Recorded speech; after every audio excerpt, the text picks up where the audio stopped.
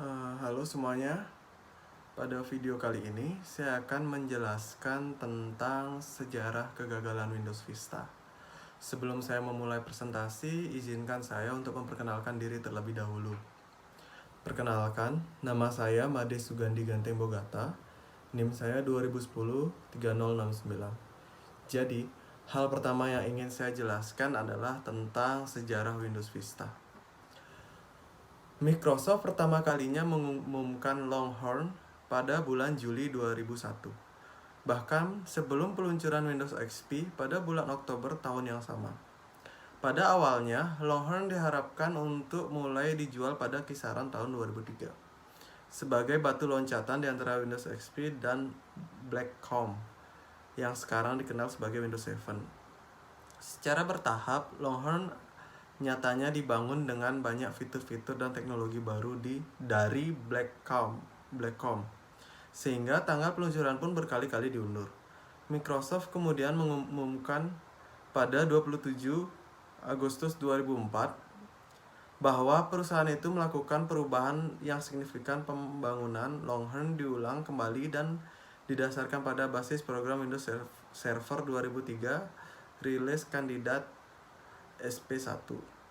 Beberapa fitur yang sebelumnya diumumkan seperti WinVS pun dibatalkan. Setelah Longhorn dinamai Windows Vista, sebuah uji program dimulai melibatkan ratusan ribu sukarelawan dan perusahaan pada September 2005, Microsoft mulai meluncurkan Community Technology Previews atau CTP secara reguler bagi para penguji beta. Rilis yang pertama adalah Build 5219. Didistribusikan bagi undangan yang hadir pada Microsoft Professional Developer Conference atau PDC 2005. Dan juga dirilis bagi para penguji Microsoft Beta dan para pelanggan MSDN. Dalam CTP berikutnya, Microsoft telah memperkenalkan banyak rencana-rencana fitur untuk produk finalnya, seperti sejumlah perubahan untuk antarmuka pengguna yang didasarkan dari usulan balik dari para penguji beta.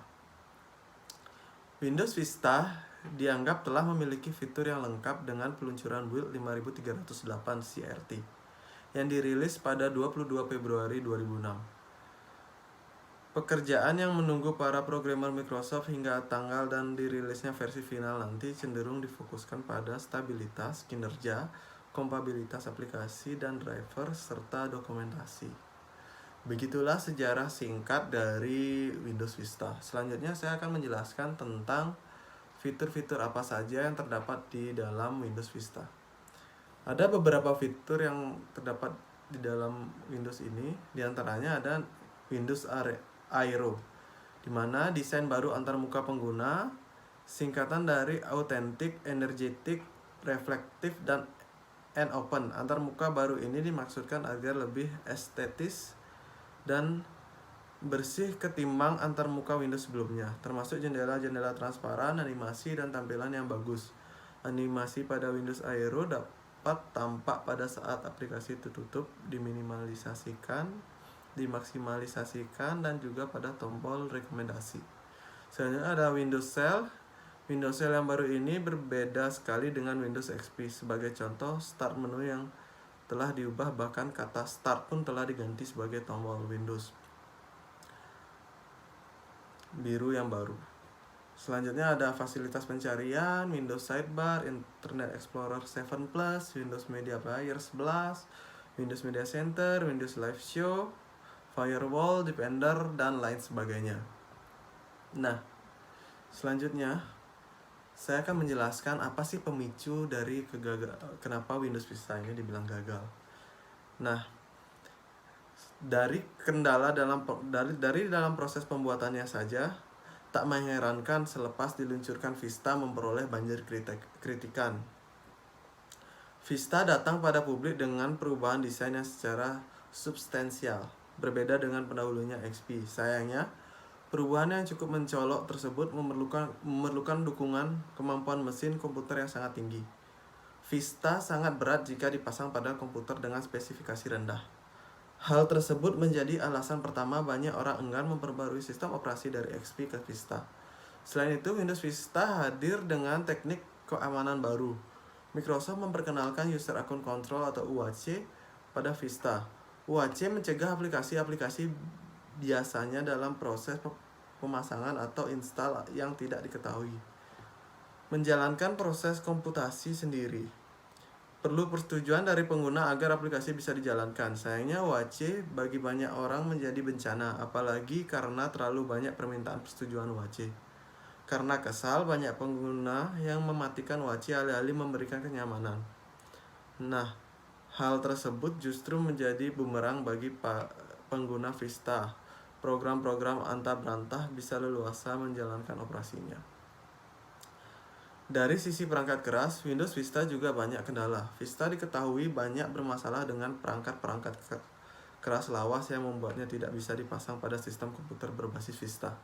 Akibat berbagai permasalahan Windows Vista, Apple, perusahaan pesaing Microsoft, meluncurkan iklan yang memberi judul Get a Mac. Iklan tersebut mengkritisi masalah keamanan di Vista dan masalah teknikal lainnya. Secara sederhana, iklan tersebut menyarankan agar pengguna Vista beralih menjadi pengguna Mac. Vista memang tidak didukung oleh pengembang sejak awal. Pada tahun 2008 atau kurang, dari 2 tahun peluncuran Vista, hanya 8% pengembang yang menargetkan Windows Vista sebagai pijakan mereka untuk membuat perangkat lunak. Para pengembang 49% memilih menargetkan Vista manakala pendahulunya telah dimatikan oleh Microsoft, yakni Windows XP. Lebih mengejutkan lagi, 15% pengembang lebih memilih platform Linux dalam membuat perangkat lunaknya daripada di platform Vista. Tanpa dukungan penuh dari pengembang, hal demikian adalah pukulan telak bagi Windows Vista, karena dengan demikian banyak perangkat-perangkat lunak yang tidak tersedia atau tidak diperbarui di Windows Vista. Secara sederhana, sikap pengembangan tersebut menyarankan pada pengguna bahwa XP masih lebih baik daripada Windows Vista. Nah, berikut merupakan alasan mengapa Windows Vista tidak terlalu digemari dan bisa dibilang gagal. Sekian presentasi yang saya sampaikan hari ini. Semoga apa yang saya sampaikan bermanfaat. Saya ucapkan terima kasih.